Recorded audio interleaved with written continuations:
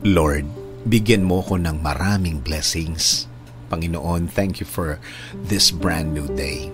Thank you for the new opportunities that you will provide today. Salamat sa bagong pagkakataon na ibinigay niyo sa araw na ito at sa lahat ng blessings niyo na parating ngayong araw.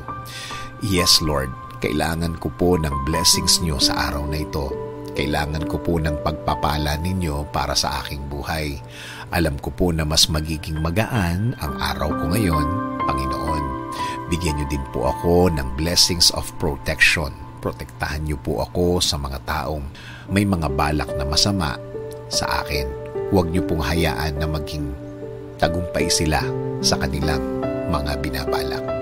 Proteksyonan din po ninyo, Lord, ang ibang mga tao na nagiging biktima nila. Huwag niyo rin pong hayaan na matuloy ang kanilang masamang binabalak. Huwag po ninyong bigyan ng pagkakataon ang mga masasamang loob na ito. I need your blessings, Lord, also in healing. Itinataas ko po ang lahat ng mga nararamdaman ko ngayon sa inyo. Alam ko na kayo lang ang makakapagpagaling sa akin at sa kanila, Panginoon. Alam kong ang mga sakit na ito will bow down to your name at tuluyang mawawala. And also, Lord, give me the blessings of provision. I-provide niyo po, Lord, ang lahat ng aking mga pangangailangan. Alam ko pong alam niyo ang lahat ng nangyayari sa aking buhay. Alam ko pong binabantayan niyo po ako palagi. At laging ang aking kapakanan ang lagi niyong nasa isip.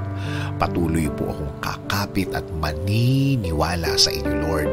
Patuloy po akong huhugot ng lakas sa inyo. Patuloy akong maniniwala. Patuloy akong aasa sa inyong blessings para sa aking buhay at mga mahal sa buhay. Alagaan niyo din po ang aming bayan. Alisin niyo po ang lahat ng mabibigat na problema sa aking bayan. Patuloy niyo pong bigyan ng blessings ang aming bansa. Huwag niyo po sanang hayaan na maging maraming problema na naman ang mga Pilipino sa taong ito, Panginoon.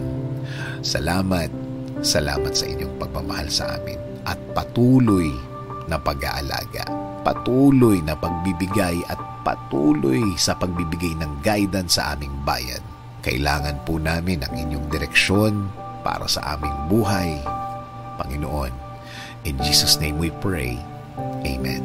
Sabi nga sa Isaiah 54:17, "No weapon that is fashioned against you shall succeed, and you shall confute every tongue that rises against you in judgment.